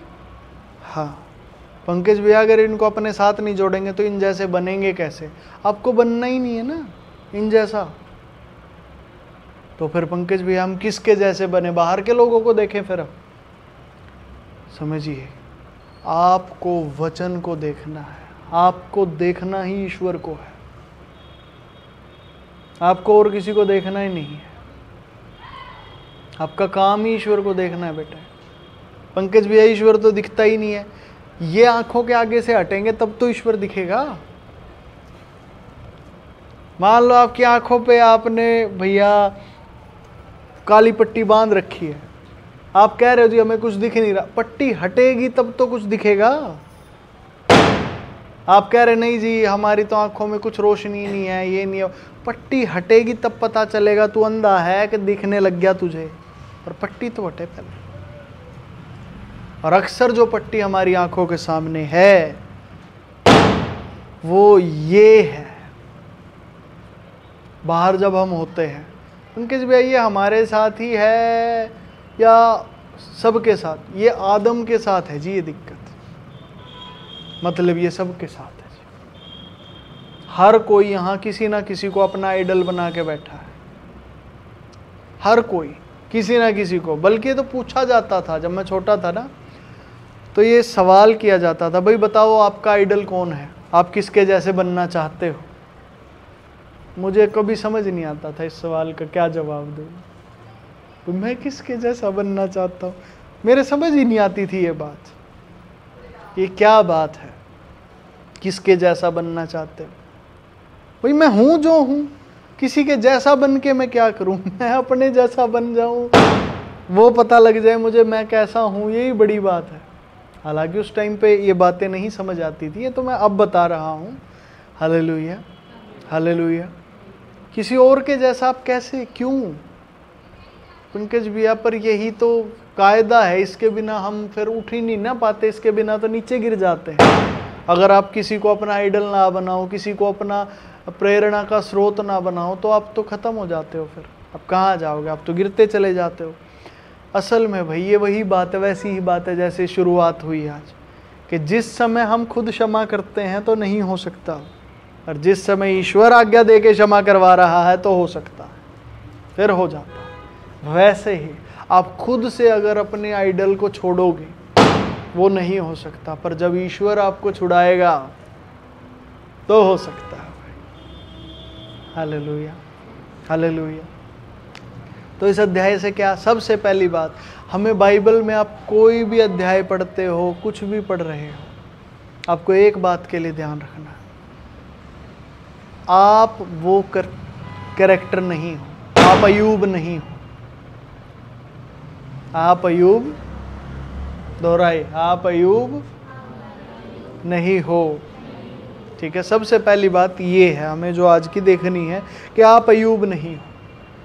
ठीक है, क्योंकि जब आप अयूब के साथ अपने आप को जोड़ोगे, ठीक है, तो ये सांसारिक व्यवस्थाएं आपको पकड़ लेती हैं। असल में ये सांसारिक व्यवस्थाओं के कायदे हैं। अपने आप को किसी और के साथ जोड़ देना, अपने आप को किसी और के जैसा बनाना। आपको याद होगा कई बार, कितनी बार कलीसिया में आप सबको कहता हूँ एक बात कि भाई आप लोग ना मेरे जीवन पे उस तरीके से ध्यान मत दो, आप अपने जीवनों पे ध्यान रखो। वो बात क्यों बोलता हूँ? क्योंकि कई बार ना आपका आइडल मैं बनने लग जाता हूँ, क्योंकि यहाँ पे आपके सामने ईश्वर ने मुझे रखा है जो आपको वचन देता है, वचन बताता है। ठीक है, आप किसी दिक्कतों में होते हैं, समस्याओं में होते हैं, तो वहाँ भी आपको समाधान मेरे द्वारा ही मिलता है कितनी ही चीज़ों में। ठीक है जी। तो कई बार हमारे मन में ना आइडल मैं बनने लग जाता हूँ। इसीलिए वो बात मैं बोलता हूँ, भाई मैं आइडल, आप अपनी जीवनों पे ध्यान दो, मेरे जीवन पे नहीं, अपने जीवन। आमीन। समझ गए इस बात को कि वो क्यों बोली जाती है? वो इसलिए बोली जाती है। आज जो बात है वो बाइबल की बात है। बाइबल के कोई भी कैरेक्टर को अपने ऊपर हावी नहीं होने देना, क्योंकि ये परमेश्वर की व्यवस्था नहीं है। ऐसा नहीं कि ये कैरेक्टर खराब थे, गंदे थे, धर्मी नहीं थे, ऐसा नहीं है। देखो पहले वचन में क्या लिखा है। अय्यूब नामक एक पुरुष था जो वह खरा और सीधा था और परमेश्वर का भय मानता और बुराई से दूर रहता। देखिए कितना अच्छा चरित्र इसका अय्यूब का बताया गया है। पर चाहे किसी का कितना भी अच्छा है, वो उसका है। ये बात समझ आई? वो किसका है? वो उसका है भाई, वो आपका चरित्र नहीं है। ये बात समझ आई? Hallelujah, hallelujah. ठीक है जी। तो इस बात को ठान लेना आज कि कोई भी चरित्र है आपका नहीं है। आपको अपने चरित्र में ही रहना है, आपको किसी और के चरित्र को धारण करना नहीं है। यह आदम से होता है, वो चरित्र को धारण करता है। किसी के भी चरित्र को हम देखते हैं, ऑटोमेटिकली वो चीज़ें धारण हो जाती हैं कितनी ही बार, और हमारी अपनी तो कहाँ गुम हो जाती है, हमें खुद नहीं पता चलता। हमारा अपना चरित्र तो इंसान ना बूढ़ा हो जाता है, उसे तब भी नहीं समझ में आता मेरा एक्चुअल में चरित्र क्या है, क्या था, क्या मैं जिया, क्या हाँ मैं रहा, कैसे मैं चला, क्या मेरा एक्चुअल कैरेक्टर है, पता ही नहीं होता। अय्यूब को पता था जी, भाई मुझे नहीं पता अय्यूब को ये बात पता थी या नहीं कि वो कैसा है। ये बात तो लिखने वाला लिख रहा है, जिसने अय्यूब की ये किताब लिखी है, ये उसने बात लिखी है कि वो खरा था। ये किताब अय्यूब ने नहीं लिखी है, इसका राइटर अय्यूब नहीं है। तो हमें नहीं पता अय्यूब को ये बात पता है या नहीं पता है। आमीन। ठीक है, क्योंकि अय्यूब भी तो आदम था। तो पहली बात क्लियर हुई क्या? कि बाइबल में जब भी आप पढ़ें तो बाइबल में किसी भी चरित्र को अपने ऊपर हावी नहीं होने देना। और आज हम एक अंगीकार करेंगे अभी, ठीक है, प्रेयर से पहले, और वो अंगीकार हम यही करेंगे कि आज तक के जितने भी चरित्रों को हमने अपने ऊपर हावी होने दिया वो हमारे ऊपर से हटे प्रभु। Hallelujah, hallelujah. वो चरित्र हमारे ऊपर से हटें, क्योंकि जब तक वो नहीं हटेंगे हमें हमारा चरित्र कभी दिखाई ही नहीं देगा। हम ईश्वर को कभी खोज ही नहीं सकते, क्योंकि हम अपने कैरेक्टर में ही नहीं है। हालेलुया। दूसरी बात यहाँ और क्या देखे पंकज भैया? अय्यूब की धन दौलत संपत्ति देखें कि देखो कितना अमीर था, हम भी प्रभु ऐसे अमीर हो जाएं। ये तो वही बात हो गई ना। अगर आप उसकी दौलत को देखोगे, अगर आप अय्यूब की दौलत को दे तो उसकी विपत्तियां भी आएंगी। देखिए विपत्तियां भी कितनी ज्यादा हैं। समझ पाए? ये व्यवस्थाएं ऐसे ही फंसाती हैं भाई, ऐसे ही फंसाती हैं ये व्यवस्थाएं। Hallelujah, hallelujah. ठीक है, उदाहरण भी मैं दे सकता हूं, पर इतना समय हमारे पास नहीं है, केवल 15 ही मिनट बचे हैं, 15-20 मिनट जितने भी। ठीक है, उदाहरण है मेरे पास, पर अभी समय नहीं है उनको देने का। ये व्यवस्थाएं ऐसी फंसाती हैं, ये दिखाती हैं आपको अच्छी चीज़ है, मिलेगी बुरी चीज़। दिखेगा अच्छा, मिलेगा बुरा। दिखेगा मीठा, मिलेगा कड़वा। हालेलुया। ठीक है जी। इसीलिए अपनी व्यवस्था हमें, यीशु मसीह नामक व्यवस्था, ईश्वर ने ये व्यवस्था मुहैया करवाई है कि ये व्यवस्था तुम्हें अपने आपे में रखेगी, ये इधर या उधर नहीं भटकने देगी। जो है, जैसा है, आपका है, उसे देखो, उसी में बढ़ो। Hallelujah, hallelujah, hallelujah. समझे इस बात को? पंकज भैया ये बात समझ सी नहीं आ रही। ठीक है, समझाता हूँ। मान लीजिए 2 भाई हैं, ठीक है। दोनों भाइयों ने अपने अपने घर बनाए। एक भाई के पास धन दौलत अच्छी थी, ठीक है, तो उसने अपने पक्के मकान बनवा दिए। दूसरा भाई है, उसके पास थोड़ा कम था पैसे, उसने कच्चे मकान बनवाए, ठीक है। अब क्या होता है, जब भी कोई छोटा भाई था जिसके कच्चे मकान थे, उसके घर कोई भी मेहमान आता ना, वो मेहमानों को ना अपने घर नहीं बुलाता, वो क्या करता, बड़े भाई के घर बुलवा लेता कि जी बड़े भाई के अच्छे मकान बने हुए, कोई मेहमान आए तो उनको यही कह के मिलवाता था, यही है अपना घर, यही है, ठीक है, वैसे ही करता था। अब हुआ क्या, धीरे धीरे उसके सारे मेहमानों को लगने लगा भाई यही इसका घर है, पक्का मकान, अच्छे मकान बनवाए हुए हैं, ठीक है। अब ना उसको भी धीरे धीरे यही लगने लगा यही है अपना घर, वो भूल ही गया कि मेरा तो घर कच्चा है। अब वो ज्यादातर अपने भाई के साथ इन्वॉल्व रहता, उसी घर में रहता, कच्चे घर पे ध्यान ही नहीं है। अब उसके पास कुछ पैसे आ गए छोटे भाई के पास। अब उसने क्या किया, उसे उसका कच्चे घर का तो ध्यान था ही नहीं कि वो भी है कुछ, जब सारे काम यही कर रहा है बड़े भाई के घर में ही, पक्के मकानों में। उन्हें क्या किया, उस पैसों से उसी घर में और मरम्मत करवा दी, बड़े भाई के घर में ही। अब क्या हुआ, तूफान आ गया, बाढ़ आई, तूफान आए, उसका तो घर बह गया, कच्चा मकान था। अब वो अपने बड़े भाई के पास आ रहा, बड़ा भाई कहता भाई मैं क्या कर सकता हूँ, बह गया तो बह गया, तूने तो रखना चाहिए था अपना। अब वो सड़क पे आ गया, समझ पाए दिक्कत कहाँ। उसने जो उसका था उसने उस पर ध्यान नहीं दिया, उसका ध्यान ही दूसरी चीजों पे था, दूसरी चीजों पे। हम भी अक्सर ऐसा ही करते हैं, हमारा ध्यान अपनी चीजों पे ना होके केवल दूसरी ही चीजों पे भटकता रहता। पंकज भैया हमारे तो कच्चे हैं घर हैं, हमारी तो हालत वो छोटे भाई जैसी है। कोई बात नहीं बेटे, जैसी भी है, जो भी है, समझ मेरी बात, जो भी है जैसी भी है, तेरे पास ईश्वर है। जो भी है जैसे, तू स्वीकार करना बेटे।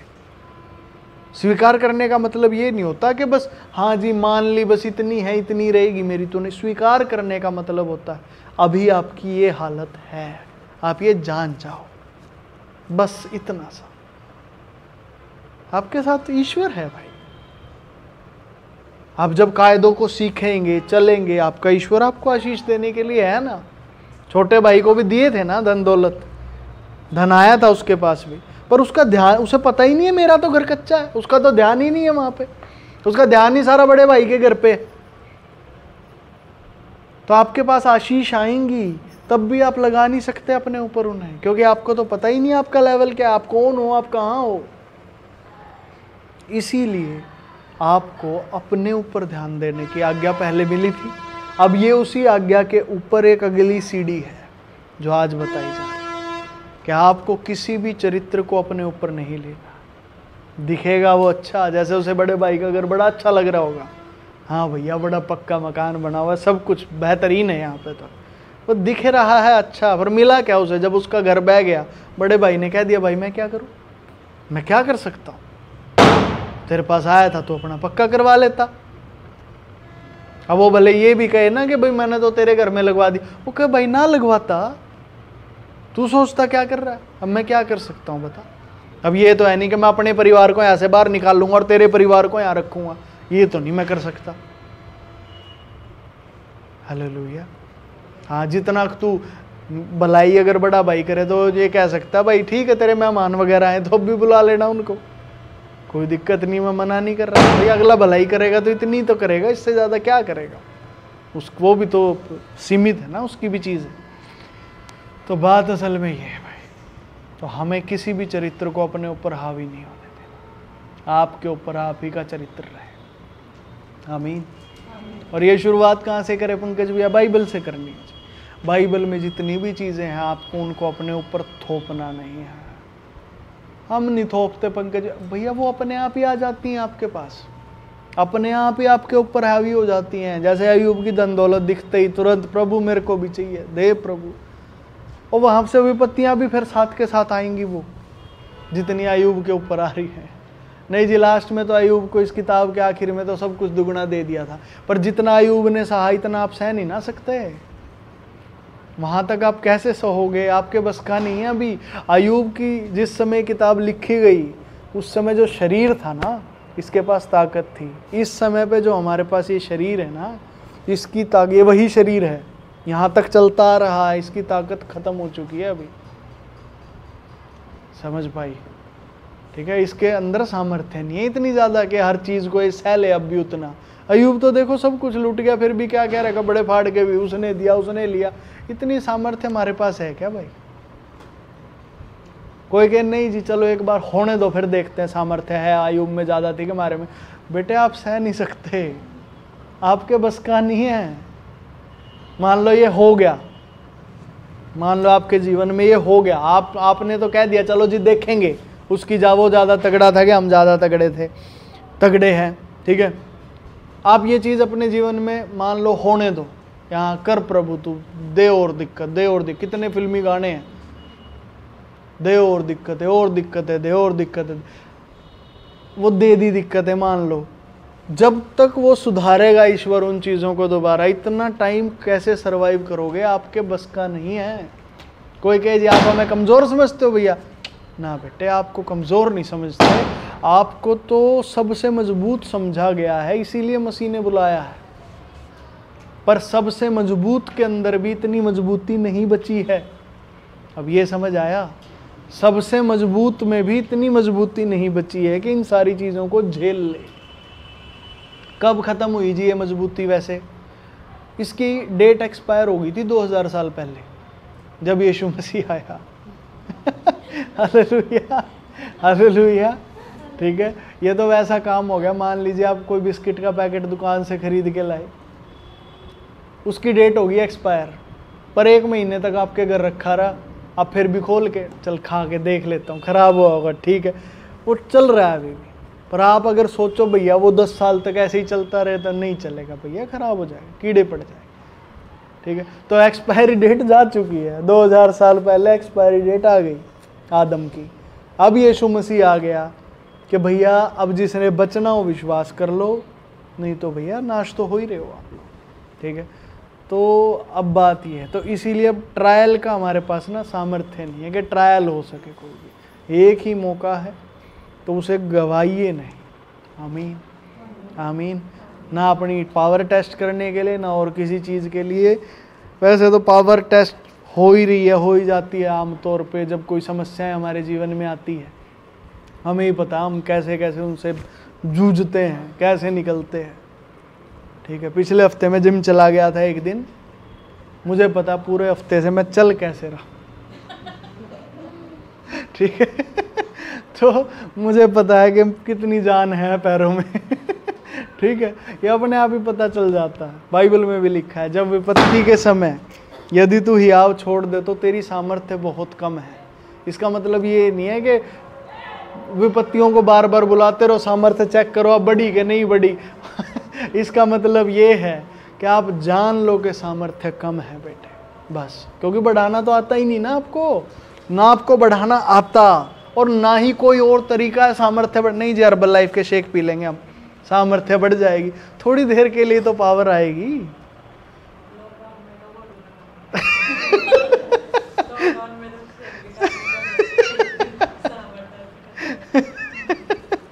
हालेलुया। मैं यही बात बताना चाहता हूँ, असल में जो सामर्थ्य है ना कहीं अंदर से बहती है। अब बाहर से आपको लगे नहीं जी घी दूध मक्खन मलाई शेक वेक सब पी लेंगे हम, आप कुछ भी कर लो बेटे, वो सामर्थ्य ना कहीं अंदर से बहती है। हालेलुया। हम कई बार किस्से नहीं सुनते कि हमारे जो बड़े बुढ़े कई बार किस्से सुनाते हैं, वो तो इतनी रोटियां 20-20 रोटियां खा जाते थे, आराम से बैठते थे। क्या है वो? सामर्थ्य है भैया, वो ताकत है कोई अंदर से जो इतनी डाइट भी खा भी रही है और पचा भी रही है। देखिए ताकत है ये, अब नहीं ना हो रही वो। समझ पाए हैं? फर्क है बेटे, वो कोई अंदर से आने वाली चीज़ है, वो बाहर से कोई ये चीज़ नहीं है कि हाँ जी जिम मार लेंगे जी, एक्सरसाइज कर लेंगे जी, ताकत आ जाए। वो तो अंदर से आती है बेटे। हालेलुया, ठीक है जी। और वो आदम के पास कम है। तो इन बातों का मतलब ये है, नए नियम में भी आगे जो पूर्वी ने नए नियम की किताब कही थी ना, पूर्वी का तो नए नियम की किताब कही थी, आप वाली बात भी हमने ले ली, ठीक है। ध्यान दो इधर, ठीक है। तो वो सिर्फ यही देखने के लिए कि आपकी सामर्थ्य भाई कम है, और जब अब कम है तो उसी के हिसाब से चलो। अब ऐसा नहीं है कि सामर्थ्य तो कम है, जोर आप ज़्यादा लगा रहे हो, अब नहीं, जितनी सामर्थ्य है उसी के हिसाब से आपको चलना पड़ेगा। और उसके लिए आप ट्रायल पॉइंट नहीं ले सकते कि आप इस कैरेक्टर को भी ट्राई करें, उस कैरेक्टर को भी ट्राई करें, उसे भी ट्राई करें, उसे भी ट्राई करें। आप कुछ भी ट्राई नहीं कर सकते। अब तो आप बस अपने को जांचिए कि मैं क्या हूँ और ईश्वर क्या है। आपकी पावर जो है ना, अब और कामों में लगाने की बजाय आपको लगानी है ईश्वर को जानने में। आमीन, आमीन। तो आयुब का ये पूरा चैप्टर क्यों पढ़ा पंकज भैया आज हमने? फिर जब यही था पूरा चैप्टर, इसीलिए पढ़ा था कि हम देख सके कि कितने उतार चढ़ाव आ रहे हैं। और दूसरी बात हमारे लिए जो है, हम इन उतार चढ़ावों को सह नहीं सकते इतना ज़्यादा। Hallelujah, hallelujah, hallelujah. समझ पा रहे हैं? ठीक है जी, ठीक है।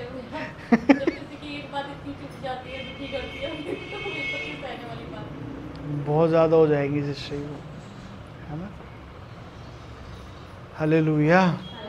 ये सिर्फ हमारे साथ नहीं होता, बाहर सबके साथ ऐसा ही है।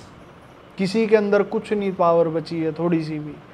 हम होटल्स वगैरह में जाते थे, जैसे रेस्टोरेंट में चले जाओ, कहीं होटल में खाना खाने चले जाओ। होटल वालों का क्या काम होता है? आप वहाँ जाते हैं कि होटल वाले आपको आदर दें, सम्मान दें, चाहे आपको घर में कोई नहीं पूछता हो। आप होटल में जाओगे, होटल वालों का काम, आप टेबल पे बैठोगे, वो आदर से आपके सामने झुकेंगे, आदर से खाना परोसेंगे। आपको पता, आप दो बात होटल में कह दो ना, सामने से भी ऐसे गुर्रा के आते हैं अब वो लोग। क्यों? पावर ही नहीं बची भैया, नहीं बची पावर उनके अंदर भी। ठीक है, आप अपने एम्प्लॉयज को डांट दो। पहले क्या होता था, आपकी डांट खाते रहते थे, वो खा लेंगे, नहीं जी बड़े हैं तो बोलना नहीं, सर है। अब ऐसा नहीं होता, अब तो क्या होता है, तू बाहर मिल यही तो है तू बाहर मिल मेरे को। ठीक है जी। तो क्यों? क्योंकि भैया सामर्थ्य नहीं है, बर्दाश्त करने की ताकत ही नहीं है उनके पास। नहीं जी, लड़ने की ताकत तो बहुत है, वो मजबूरी है उनकी। उनको लगता है कि मार देगा हमें, वो डर डर में ऐसा करते हैं। वो ताकत नहीं है उनके पास, वो तो अपनी और बाकी सारे सिस्टम को ठप करके, वो सारी जितनी ताकत थी वो इकट्ठी करके यहाँ लड़ने के लिए इकट्ठी कर देते हैं। वो ऐसा होता है। ये ऐसा नहीं है कि वो बहुत ज़्यादा ताकतवर हैं, ऐसा नहीं है। Hallelujah, hallelujah. ठीक है, तो ये दिक्कतें हैं असल में। आमीन, आमीन। तो आज के लिए हमारे लिए क्या आज्ञा है पंकज भैया?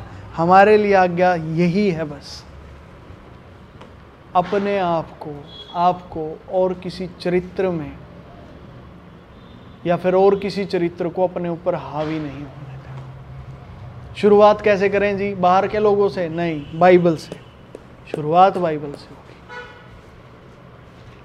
बाहर से शुरुआत करोगे तो ऐसा हो जाएगा जैसे कोई पेड़ है, आपको पेड़ को काटना है तो आप उसके पत्ते तोड़ने लग गए। हाँ जी, पेड़ काटना है। अरे पेड़ काटना, जड़ काटना बेटे, समझ आई?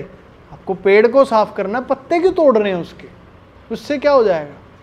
आप पत्ते तोड़ते रहिए, पत्ते तोड़ते तोड़ते थक जाएंगे। जितनी ताकत आपको जड़ काटने के लिए मिली थी, आपने पत्तों तोड़ने में लगा दी, कोई फायदा नहीं उसका, ताकत खत्म, पेड़ कटेगा ही नहीं। तो आपको वो ताकत जो है वो जड़ काटने में लगानी है, तो जड़ काटिए, बात खत्म। और जड़ बाइबल से है। ये जड़ कैसे बनी जी हमारी? बाइबल हमारी जड़ कैसे बनी? क्योंकि हमारी धार्मिक आस्था शास्त्रों में है। जब हमने विश्वास किया यीशु मसीह पे, यीशु मसीह नामक व्यवस्था में, उससे हमारी जो धार्मिक आस्था है वो शास्त्रों में आ गई। अब जो धार्मिक आस्था है, हमारी ताकत का जरिया धार्मिक आस्था ही है, हमारी ताकत का जरिया भक्ति है। समझ पा रहे हैं? क्या सबकी ताकत का जरिया भक्ति है? पूरी रीति से हर किसी की ताकत का जरिया भक्ति ही होता है। बाहर वाले भी, उनकी ताकत का जरिया भी भक्ति है, वो अलग बात है, वो भटके हुए हैं, उन्हें पता नहीं कि ईश्वर का मार्ग क्या है या क्या नहीं है, या वो खैर छोड़िए कि उनके लिए हम कुछ नहीं कहते, हम तो अपने लिए कह रहे हैं, ठीक है। उनके लिए वो खुद सोचे भाई हम क्या बताएं किसी के लिए, कोई भटका है या नहीं भटका। हम अपने लिए बता रहे हैं कि हमारे लिए तो भक्ति और परम प्रधान परमेश्वर ही वो जड़ है जो जहाँ से हमारी सामर्थ्य आती है या जहाँ से चीज़ें हमारे जीवन में होती हैं। तो इसीलिए हमारे लिए शास्त्र ही वो जगह है, वो जड़ है। यहाँ से कट गया तो ऊपर का पूरा पेड़ ढह जाएगा, सब सूख जाएगा। आमीन आमीन, हालेलुया हालेलुया। तो जो भी बाइबल पढ़ते समय एक तो बाइबल पढ़ना शुरू करें, हर कोई शास्त्रों में समय बिताना शुरू करें, शास्त्रों के साथ। जिनके पास बाइबल नहीं है अपनी बाइबल खरीदें, शास्त्रों के साथ समय बिताना शुरू करें, इनको पढ़ना शुरू करें, ईश्वर आपको समझाए। Hallelujah hallelujah. पंकज भैया शास्त्रों में क्यों बिताना है समय, क्यों पढ़ने हैं शास्त्र? देखिए हमारे पास शास्त्र पढ़ने का कारण है क्या जी? जिन चीज़ों को आप शास्त्रों में पढ़ के जिनकी जड़ों को काट सकते हो, अपनी जिंदगी में आप उनके पत्ते ही देख सकते हो बस। मान लीजिए कोई दिक्कत है, कोई समस्या है, ठीक है, वो आपकी जीवन में है, पहले से है, ठीक है, आपको वो समस्या दिखाई जाएगी मसीह में, पर उसे देखने की दो जगह हैं, या तो आप अपनी प्रैक्टिकल लाइफ में देख लो या फिर शास्त्रों में देख लो। शास्त्र भी आपको दिखा देंगे वो चीज़, आपकी प्रैक्टिकल लाइफ भी दिखा देगी आपको, पर दिक्कत ये होगी, प्रैक्टिकल लाइफ में क्यों ना देख लें जी? दिक्कत ये होगी प्रैक्टिकल लाइफ में देखना, उसे ढूंढना, समझना, इतनी ताकत नहीं है जी आपके पास, ना ही इतनी लंबी उम्र है, ना ही इतनी ज़्यादा आपके पास ताकत है। क्योंकि प्रैक्टिकल लाइफ में जब पेड़ को देखोगे ना, उसके पत्ते दिखेंगे आपको, और आपको समझ नहीं आएगा कौन सी डाली काटे, कौन सा पत्ता तोड़े, कहाँ जड़ है कहाँ नहीं है। इतने आप देखने की कोशिश करो, क्योंकि बाहर डिस्ट्रैक्शन भी बहुत है। उन्हीं चीज़ों को आप शास्त्रों में देख लो। जब आप उस चीज़ को शास्त्र में देख लोगे, वो कट जाएगी। इसीलिए शास्त्र पढ़ने अवश्य है, ज़रूरी है। यह ऐसा नहीं है कि जी हम तो जवान है, भी बड़े बूढ़े होंगे तब पढ़ लेंगे, ना बेटा, बुढ़ापे में कुछ नहीं होना तुमसे, बुढ़ापे में कुछ नहीं होता। यही समय है जब तुझे ईश्वर ने बुलाया, चाहे आप बच्चे हैं, चाहे आप जवान हैं, चाहे आप जिस भी उम्र में, यही आपका समय है। आप अभी पढ़ें, हालेलुया। अपना समय शास्त्रों में बिताना शुरू करें। वो दिक्कतें जो आपके जीवन में अभी आ रही है ना, मैं आपको बताता हूँ, वो दिक्कतें आपको शास्त्रों में दिखेंगी और शास्त्रों के शास्त्रों में ही ख़त्म हो जाएंगी, आपकी ज़िंदगी में आएंगी ही नहीं। अब ज़िंदगी में तो आशीषें लीजिए ना भाई, दिक्कतें और आशीषें दोनों को क्यों आप ज़िंदगी में चाहते हैं? अभी यही हो रहा है, दिक्कतें भी हैं, परेशानियां, सकेती भी हैं, और इधर की ये शांति और चौड़ा स्थान भी। अब ये दोनों चीज़ें आपके जीवन में दिख रही हैं प्रैक्टिकली, ठीक है। आप जब शास्त्रों में उन दिक्कतों को, परेशानियों को देख लोगे ना, आपके जीवन में आशीषें ही आशीषें रहेंगी।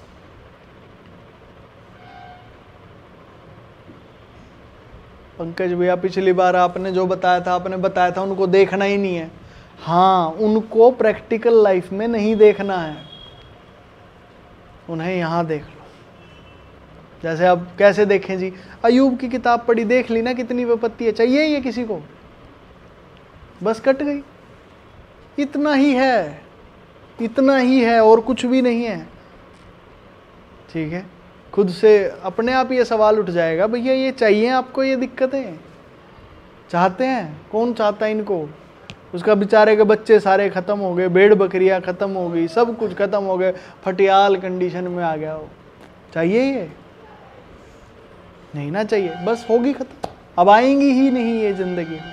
इतना ही है, इसीलिए शास्त्र ज़रूरी है। नहीं जी फिर तो कुछ भी पढ़ लो, कुछ भी आपको रियल दर्शन नहीं दिखाएंगी चीज़ों का। रियलिटी नहीं दिखाएंगी चीजें बाहर की चीजें आपको क्या दिखाती हैं? प्रभु का नाम आते ही अच्छा ही अच्छा, अच्छा ही अच्छा, अच्छा ही अच्छा। ये देख लो ना, यहाँ प्रभु का नाम आते कितना बुरा दिखा रखा है, शास्त्रों में दिखा रखा है कि बंदा प्रभु का भय मानता है, बुराई से दूर रहता है, खराबी है और सीधा भी। और देखो उसके जीवन में क्या हो गया। आप ये देखिए, शास्त्र आपको रियलिटी दिखाएंगे। फिल्में देखेंगे तो फिल्में आपको हर चीज़ की हकीकत बता सकती हैं, नहीं मुझे नहीं पता, पर शास्त्र की गारंटी है कि पवित्र शास्त्र आपको चीज़ों का असली दर्शन देगा कि असलियत में चीज़ें कैसी होती हैं, हकीकत क्या है। बाहर हकीकत नहीं मिलने की गारंटी है कि हकीकत मिलेगी कि नहीं। मैं ये नहीं कहता बाहर की सारी चीज़ें खराब हैं, मैं ये कहता हूँ पर आप चेक कैसे करेंगे कि कौन सी खराब कौन सी ठीक? इतना चेक करने के चक्कर में आपका काम हो लेगा इतना। तो आप शास्त्र पे विश्वास कर सकते हैं। आमीन, आमीन। किसी के पास कोई सवाल इस सारे वचन से जुड़ा? कोई सवाल है किसी के पास आज की बातों से जुड़ा तो पूछ सकते हैं।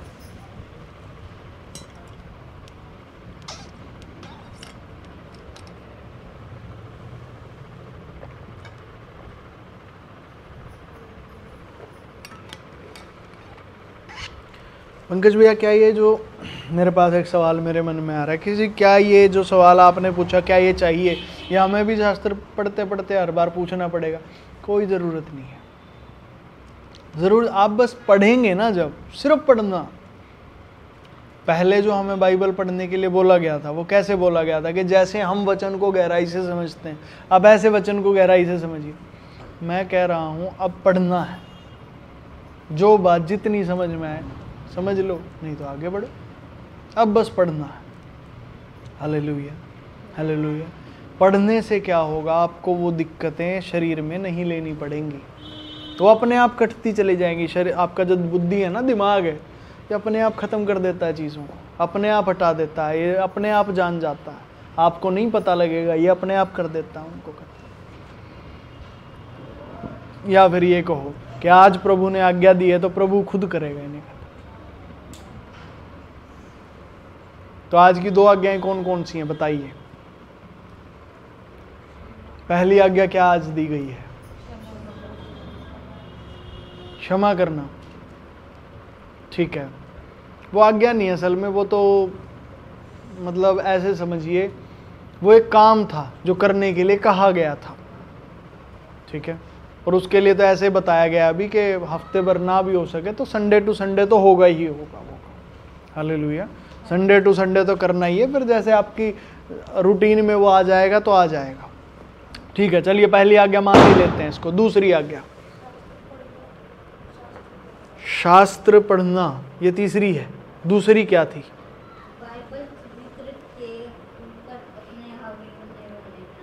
हाँ, बाइबल के चरित्रों को अपने ऊपर हावी नहीं होने देना। ठीक है जी, क्योंकि अब शास्त्र पढ़ेंगे ना, तो शास्त्र पढ़ते टाइम आपके सामने आएगा योना आएगा, कैसे वो प्रभु उसको कह रहा है कि तुझे वहाँ जाना है देश में, और उल्टे जहाज में बैठ लिया। उसको प्रभु ने तो कहा इधर जाना है, उन्हें क्या करा, परली साइड जाने वाले जहाज में चढ़ गया, नहीं जाता। प्रभु कह रहा नहीं जाना है वहाँ उस देश में, वो कहता मैं नहीं जाता। तो ऐसे चरित्र को भी कई बार हम अपने जीवन में पकड़ लेते हैं कि प्रभु हमें जो कहता हम उल्टा ही करते हैं उसका। ठीक है, इतनी सामर्थ्य नहीं भैया हमारे पास अभी के ट्राई कर सके हो ना, तो 3 दिन मछली के पेट में रह के भी जिंदा रह गया। 3 दिन वो मछली के पेट में था, फिर भी जिंदा बचा रह गया। आप में कहाँ है इतनी सामर्थ्य भैया? एक कमरे में आपको बंद कर दो, आप 3 दिन के बाद आपको निकालो, आपकी हालत खराब हो जानी है। ठीक है, इतनी सामर्थ्य आप में नहीं है। ठीक है, वो तो मछली के पेट में रह के भी रह गया था। उस समय शरीर में ताकत होती थी, ये चीज़ को समझना ही पड़ेगा आपको। उस समय के शरीरों में ताकत होती थी, अब वो ताकत एक्सपायर डेट भी 2000 साल पहले गुजर गई, तो अब कहाँ तक चलाएंगे? नहीं है इतना। हालेलुया, अब तो जितनी जल्दी और जैसे उद्धार मिले ना, बस पकड़ो और निकल लो भाई। अब तो ये है, और किसी चीज़ के लिए कुछ है ही नहीं यहाँ पर। ठीक है, तो दूसरी आज्ञा है बाइबल के चरित्र को अपने ऊपर हावी नहीं होने देना। और तीसरी बाइबल पढ़ना, जो रियांश ने बताई थी कि अब शास्त्रों को पढ़ना है भाई। हालेलुया। हर कोई अपना रूटीन बनाए, रूटीन जैसे भी आप बना सके, मतलब पढ़ने से। रूटीन बनाना मकसद नहीं है, मकसद है पढ़ना। शास्त्र पढ़ने हैं आपने, पढ़ने ही पढ़ने हैं, कोई बहाना नहीं, कोई कुछ नहीं, ये पढ़ने हैं अब आपको। Hallelujah, hallelujah, hallelujah, hallelujah. नहीं जी, हमें टाइम नहीं मिलता पंकज भैया पढ़ने का, अब मिला करेगा बेटे। हालेलुया। अब आपको जब ये आज्ञा दे दी ना, अब टाइम मिला करेगा आपको, अलग से टाइम मिला करेगा। नहीं जी, कैसे पता चलेगा कि शास्त्रों का टाइम? आप बोर हो जाओगे उस टाइम पे, कुछ और होगा ही नहीं आपके पास। आपका दिमाग खराब होने लगेगा उस टाइम, आपको समझ आना बंद हो जाएगा, क्या करूं, कहाँ दीवार में सिर मार लूं। बाइबल पढ़, शास्त्र पढ़, क्योंकि ये टाइम ईश्वर ने तुझे इस काम के लिए दे दिया है बेटे, इसे इधर उधर मत लगा। वो जो समय है उसे ईश्वर के लिए इस्तेमाल कर। आमीन। तीनों आज्ञाएं याद रहेंगी, ठीक है जी। Hallelujah, hallelujah, hallelujah, hallelujah, hallelujah, hallelujah, hallelujah. और कोई सवाल किसी के पास है तो पूछ सकते हैं, कोई भी सवाल आज के वचन में से है किसी के पास? आज की बातों में कोई बात उठ रही हो आपके अंदर, कुछ भी आ रहा हो, पूछ सकते हैं, टाइम है।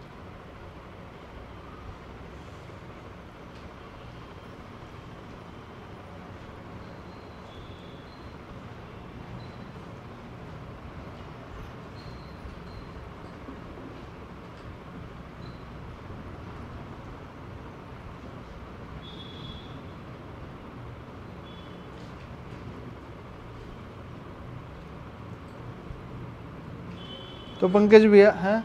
हाँ, सवाल है, पूछो ऊंची आवाज में, चिल्ला के। हाँ ठीक है। मेरे मन में एक बात उठ रही थी कि मान लीजिए हम बाइबल को पढ़ते हैं, ठीक है, कितना पढ़ें, कैसा पढ़ें? जितना पढ़ा जाए उतना पढ़ें, जैसे पढ़ी जाए वैसे पढ़ें। तो जी क्या बाइबल में जो आशीषें दिखती हैं उनको भी नहीं लेना अपने ऊपर? नहीं लेना। हालेलुया।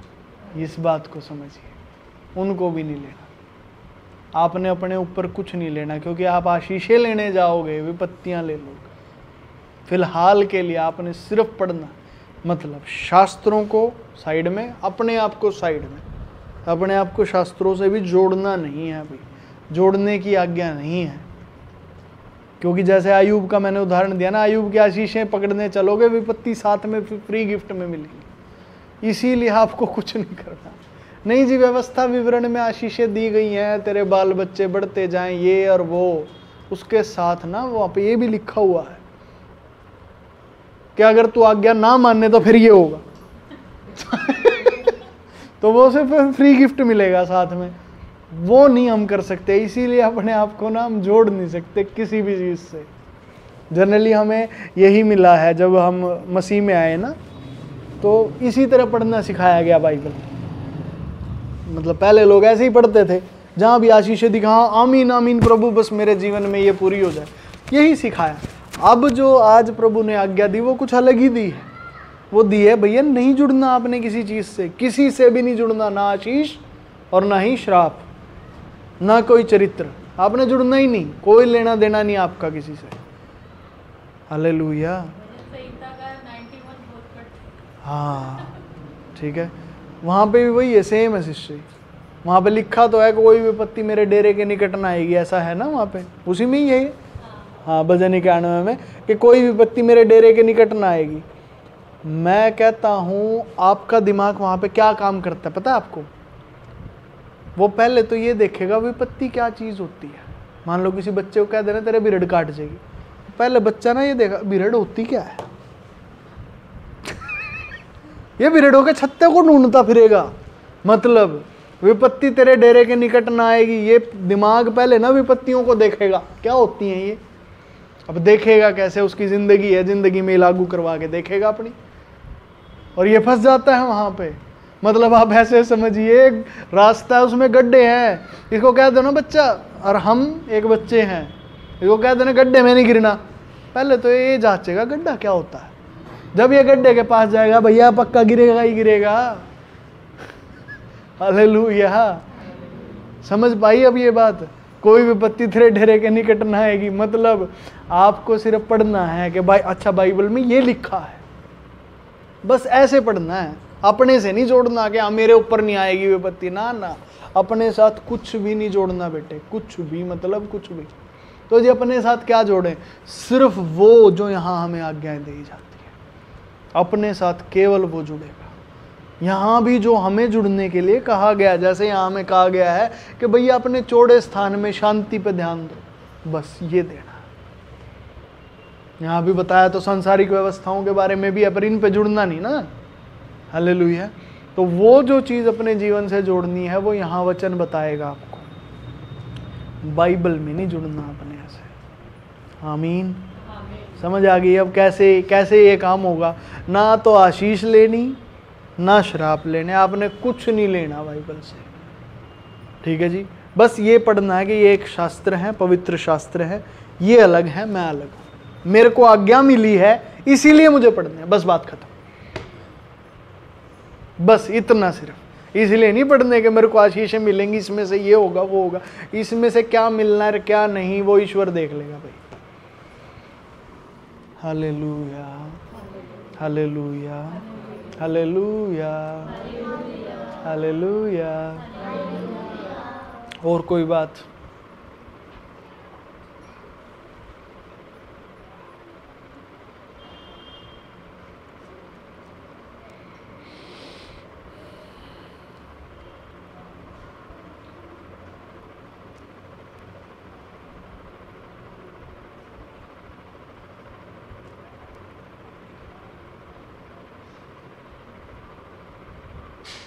है किसी के मन में? नहीं, ठीक है जी। तो एक अंगीकार करते हैं जो हमने करना है कि जितने भी चरित्रों को हमने अपने ऊपर ले लिया है, जितनी भी चीज़ों को, कि प्रभु हमें क्षमा कर, ठीक है ना। ये अंगीकार हम करके बस फिर प्रार्थना कर लेंगे दान के लिए, साथ ही में प्रार्थना कर लेंगे दान जो भी दान के मन से आए हैं, ठीक है, वो अपने हृदयों में दान को सोच लेंगे जो भी आप देना चाहते हैं, और प्रेयर के बाद आप फिर दे दीजिएगा। हालेलुया, हालेलुया, ठीक है। अंगीकार करेंगे, अंगीकार में याद ही होगा सभी को, वैसे तो काफ़ी टाइम हो गया हमने नहीं किए हैं अंगीकार वगैरह। अंगीकार क्या है? मैं बोलूँगा, आपने मेरे पीछे पीछे वो चीज़ें बोलनी है अपने होठों से, और ऊंची आवाज़ में बोलनी है, ऐसा नहीं कि भाई मंद मंद बोलते रहो, अच्छी आवाज़ में। हालेलुया, सुन रहे हो सारे बच्चे? छोड़ दे इसको, छोड़ दे, छोड़ दे। हाँ, जो मैं बोलूँगा वो बोलना, ठीक है? ठीक है जी, अंगीकार करेंगे। प्यारे प्रभु, मैं क्षमा चाहता हूँ कि मेरे सामने जितने भी चरित्र आए, मैं उन सब को अपना समझकर अपनाता रहा, और तेरे स्थान पे मैंने मूर्तियां खड़ी की, मुझे क्षमा कर। मैं भी उन लोगों को क्षमा करता हूँ, उन व्यवस्थाओं को क्षमा करता हूँ जिन्होंने मेरे जीवन में ये काम करवाया, ये काम सिखाया। आप भी मुझे क्षमा करें, और मेरे प्रभु मुझे अपने लहू से धोकर शुद्ध करें, पवित्र करें, और कृपया मेरे जीवन में आपके स्थान पर आप आ जाएं। मैं आपको सादर आमंत्रित करता हूँ और यीशु मसीह के नाम से मांगता हूँ। ठीक है जी, अब प्रार्थना करेंगे। प्यारे प्रभु, आपका धन्यवाद हो, हमारा अंगीकार आप में स्वीकार हो प्रभु, और हमें क्षमा करें प्रभु पिछली सारी बातों के लिए। और आज के वचन को भी हम स्वीकार करते हैं, यह हमारे जीवन में कार्यकारी हो प्रभु, और आप में हम आगे बढ़ते जाएं। धन्यवाद प्रभु, हमारी बढ़ोतरी आप में हो, हर चीज़ हर बात आप में फल लाए।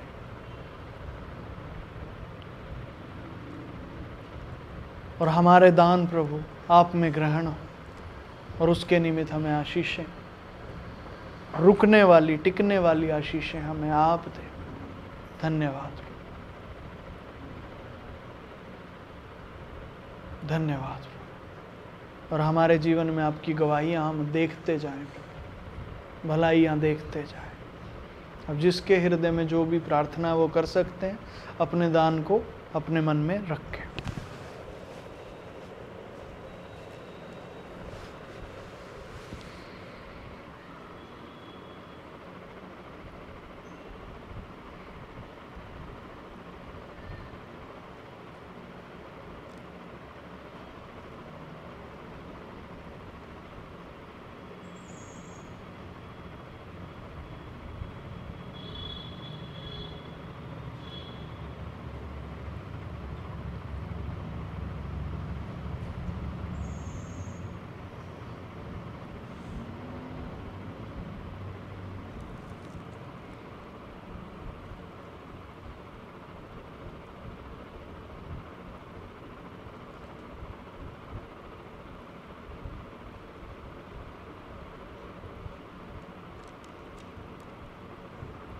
धन्यवाद।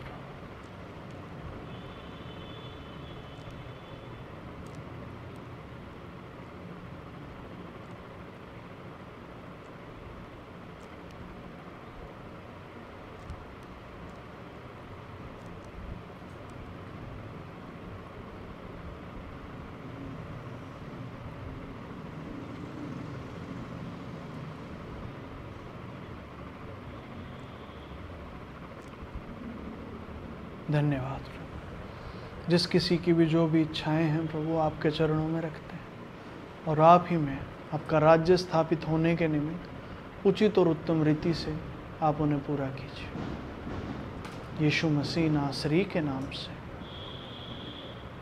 आमीन, आमीन। Hallelujah, hallelujah, hallelujah. ठीक है जी, जिसके भी जो भी दान है वो डाल सकते हैं, जिन्होंने जो भी सोचा है।